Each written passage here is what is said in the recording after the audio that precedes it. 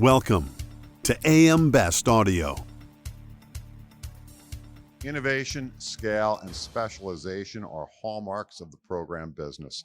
I'm John Weber for AM Best TV, and we're at the WSIA conference in San Diego, and we have a great panel to talk about program business today. They are Zach Burdine, Executive Vice President, Specialty Vertical at DOXA. Glenn Dorr, President, North America, Brace Underwriting. Sebastien Bert, Senior Vice President and Head of Alternative Markets, HSB. And Julie Gibbs, Regional Head of Portfolio Solutions and Delegated Authority at Allianz Commercial. And Julie, we're going to start with you today. How does deep expertise influence the long-term success of programs? I think deep expertise, especially on the MGA side, is paramount. That's the first foundational level that we look at, is how long they've been doing that business, they've been writing that business, and the expertise that the MGA holds. And then we look on the carrier side for that expertise to just validate what they've been doing and their methodologies and how they underwrite the business. So I think it's paramount. Glenn, what approaches enable growth while keeping strong alignment and oversight? Yeah, John, that's a good question. I think for us, we've got a unique model in terms of deploying capacity, and we look to find expert underwriters, essentially underwrite that underwriter, and bring that distribution of capital that sits behind us in our position as an MGA, where we're able to sub-delegate that authority to very specific and very experienced underwriters, like a DOXA that has a long-standing reputation, distribution, twist on a policy. We look for that kind of expertise in the marketplace, where we can then come in and help support that growth. And I would say that just to come from our perspective with DOXA, we are listening to our carrier partners, to our capacity partners. We're in the marketplace trying to find near neighbor products that we can build. With that comes looking for very narrow expertise from somebody that may be in a space that we're not in currently, or maybe a space the carrier's not in currently, and just have that synthetic relationship that just takes off. And they look to us to have a profitable program. If they're going to give us the pen and they're going to give us delegated authority, it's our responsibility to make sure that we take care of it, manage it, and grow it in the way that our partners are looking for. Glenn, can expanding programs create opportunities for greater efficiency? Absolutely. I mean, there's a change in the marketplace at the moment from a capacity point of view. I think, granted, there's a lot more coming into the market, but that capacity needs to be aligned properly with expertise in the underwriting. And so again, it goes back to that formula that we look for as far as expert underwriters and what they're specifically designed to be doing, and we look to support that. And so I think, that is true. And to add to that, I think when we find good, stable partners that we can be profitable together, growing is easy because we look at efficiencies within our governance structures. So the due diligence that it takes to stand up a new deal gets more efficient over time with the more deals that you can write with a good, stable partner. Julie, I want to talk a little bit about data. Do you think better use of data provides better transparency? Absolutely. Absolutely. We're seeing more and more trends with MGAs, partners that have good, transparent data, sharing that in advance. We also, with our data, we're working towards bordereau ingestion tools, looking at platforms, looking at vendors, cat modeling tools. So data is paramount. Absolutely. Yeah, if I could add to that too, this data, I think the phrase nowadays is data orchestration. I think MGAs are a lot more confident and in their data and what they're doing with it. And I think as they orchestrate it and augment it into what some of their existing database is, that data becomes much more paramount and much more accessible in a timely manner that's really effective in implementing programs quickly. Yeah. And I'll add from HSB's perspective. So, we're an insurance company and a service provider of technology and risk management services. So we work with a lot of MGAs and program carriers. And, for us, data transparency is really important because it enables us to service the end insured. So if you think about jurisdictional inspection of objects, right, that helps us to get our inspectors out there to service those properties. The other thing that's really interesting is around IoT sensors, right? So we do own a company that prevents water leaks and also freeze damage. So we're working with MGA to see, hey, how can we implement those in properties such as like real estate in order to prevent losses and also to protect risk. So if the so going not only from the MGA to us, but also how can we provide back data to the MGAs so they can better manage their portfolio? And Zach, you can't talk about data without talking about artificial intelligence as well. Yeah, that's right. That's the topic of the day. It seems like in every meeting I'm in. There's a lot of different ways to look at AI. The way we look at it is we're not replacing underwriting by any means. We're using AI to amplify our underwriters.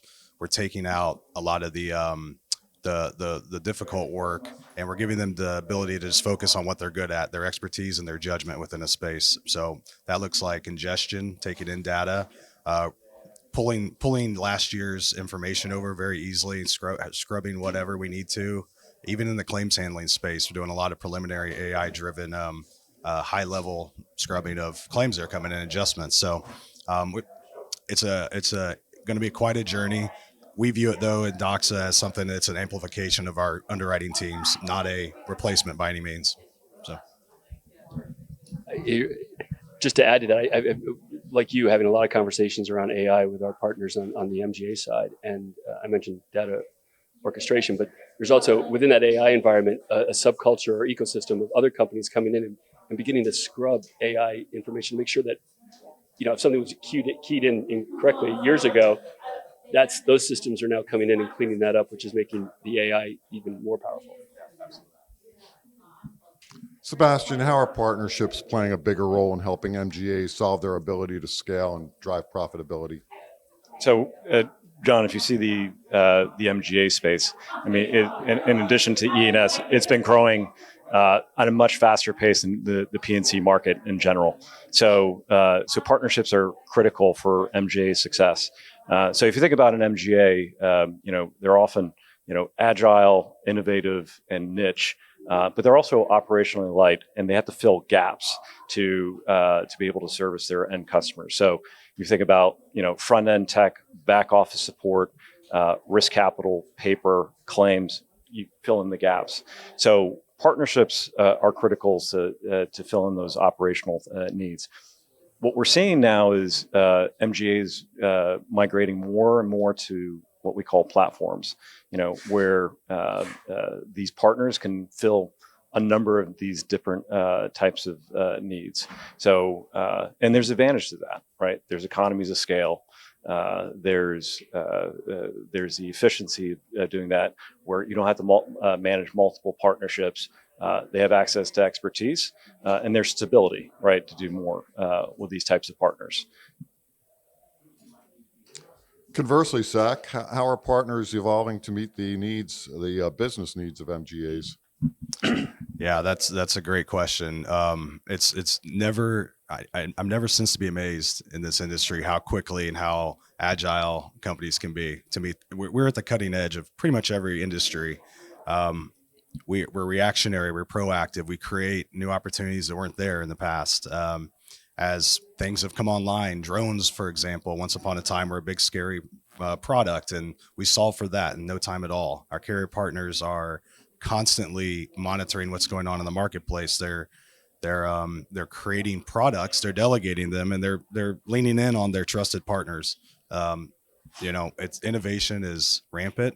We're not at the end of anything as far as AI goes. Back to that, there's going to be things out there we're going to have to solve for. Our carrier partners and DOXA, for instance, are constantly in conversations. We're in communication. We're trying to figure out what the next green space is that we need to go capture, where exposures are sitting that we've never even thought about in the past. And we're just going to keep being innovative on the cutting edge of everything. And, our carrier partners are paramount to that.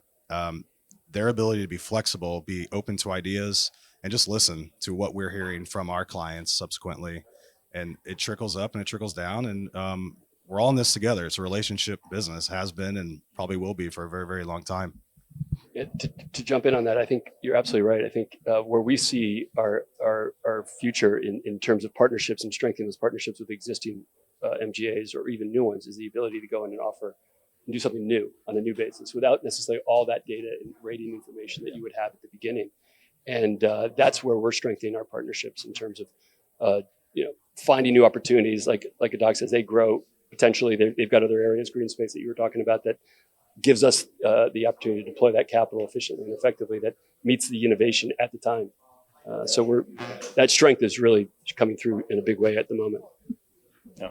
And I'll keep on building on that. HSB is part of the Munich organization, and so we actually have 6 different entities that play in the program space, right? So you got us, we have a program company, we have reinsurance, we actually have a venture arm.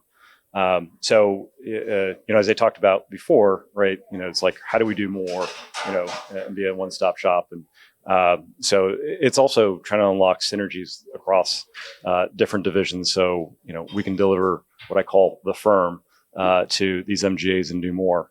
So something that's been coming up consistently at this conference is like, how do we get more insights from you guys, right? We're in football season right now, so I'm going to use a football analogy. But given that MGAs are often niche, they're looking for, it's like, hey, what are the things that could disrupt our operations, but how do you help us drive down the field and protect our blind side? Good. I'll answer that.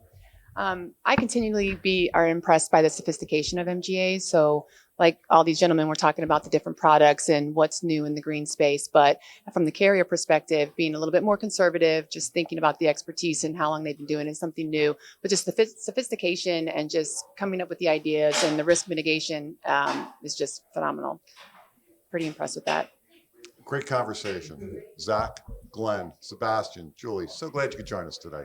Thank you. Thank you, John. Thank you. Thank you, John. From the WSIA conference in San Diego, I'm John Weber for AM Best TV.